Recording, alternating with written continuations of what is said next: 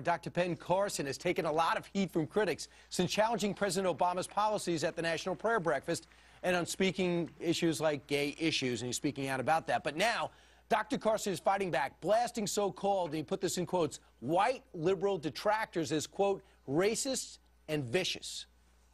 They want to shut us up completely, yeah. And that's why the attacks against me have been so vicious, because I represent, you know, an existential threat to them. They need to shut me up. They need to get rid of me.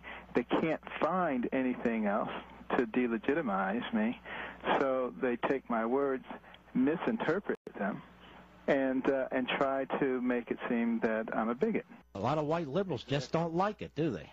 Well, you know, they're the most racist people there are, because, you know, they put you in a little category, a little box. You have to think this way. How could you dare come off the plantation? Bob, you agree? Not only do I not agree, let me start with Dr. Carson saying that they need to shut me up. They are doing all this. Dr. Carson, with all due respect, you're a smart man. You got your views. You're not that important. But when you say this about liberals, when you make a statement like that, it's so infuriating. It was liberals like my father who went into the South, was arrested 57 times in the civil rights movement, registering blacks. It has been liberals who have been on the forefront of every major, and I will give Republicans, there were some very good moderate Republicans on this. For Dr. Carson to make that kind of statement, it shows he doesn't know what he's talking about, and it's an attack on the very heart of what many liberals believe in. And he is the last person that I'm going to take that from. Right, Bob, you don't think they're angry? Liberals are angry to see a Dr. Carson come forward. Angry with him. I was angry with him, and I'd let him have it on this show. You know, he stepped in himself on some of these comments he made. Has he gotten a little bit more abuse than probably most people? Probably, right. Yes. But to indict white liberals as racist is just, it's like calling Eric Bolling a communist. Or suggesting in the president's Easter message, his pastor suggesting that conservatives want black people to sit at the back of the bus. I mean, that kind of language doesn't help on either side. You're right. That was conservative. I don't even go to that one because I got it. But Eric, why don't you take it from here? Because that's what's important, Bob. Is how the liberals attacked Dr. Ben Carson for coming out and saying what he said at that breakfast, at that prayer breakfast. Oh, it was a bad place to do it. He should never have done it. And that's really where his star started to shine. Yet, when President Obama sits in the pew and Luis Leon says things that Dana just points out, oh, that's okay, you know, and that's quite all right. It's the mistreatment. Be fair and balanced on it, Bob. You yourself weren't fair and balanced on those. Yes, I was. I mean, yesterday I attacked Dr. Carson for using that platform. It was inappropriate, and yesterday I said that minister was terribly inappropriate to say what he said. Andrea, do you understand why he got... Read what I said. I said it 3 times. Andrea, do you understand why Dr. Carson is really expressing himself like he is right now, so directly with Mark Levin yesterday? I do, and I'm glad that he is, because I think somebody like Dr. Ben Carson is deeply, deeply threatening to the left. And it's not all of them, Bob, but I do think there are some people on the left, actually a lot of people, who just see everything through the prism of race all the time.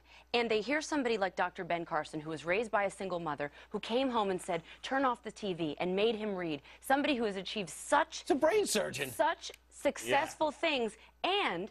it had nothing to do with the government. Oh, and he loves God, too. Oh, they can't have that now, can they? You know, that's their worst nightmare, I can guarantee you that most liberals I know don't lose a second of sleep over what Dr. Ben Carson says or thinks. I see you nodding, Dana. Yeah, right.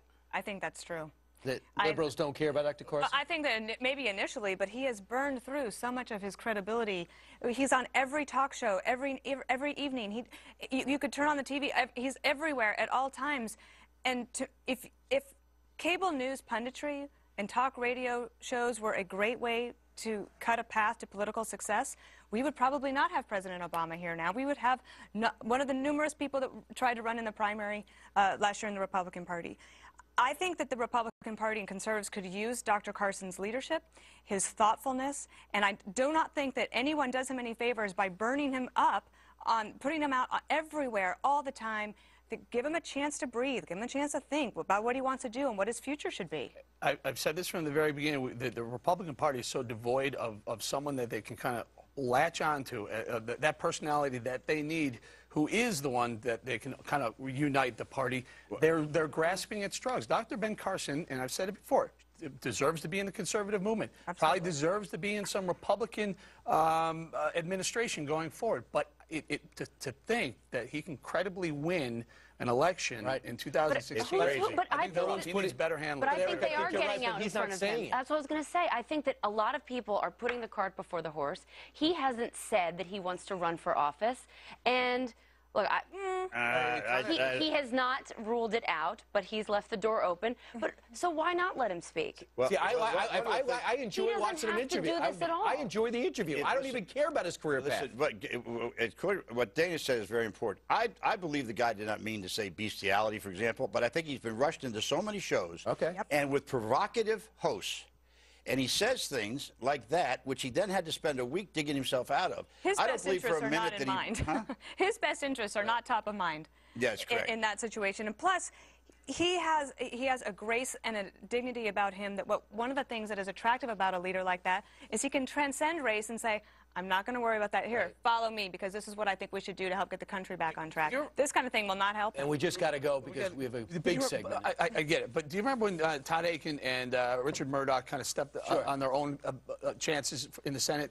And we all say, hey, conservatives, stick to the message. The message is fix the economy, get jobs back in America. But I think Dr. Ben Carson can speak on a higher plane. I think he can address the culture like none of these Washington And if you're talking about the culture, you're talking about baseball. And what's more baseball? It's not just because my block is next and it's down to 15 seconds, but I really don't think Dr. Ben Carson deserves this much airtime. I do. A neurosurgeon came from this distance and has written successful books and is a deep thinker. I like hearing him. Okay. Well, we'll find out. All right, coming up straight.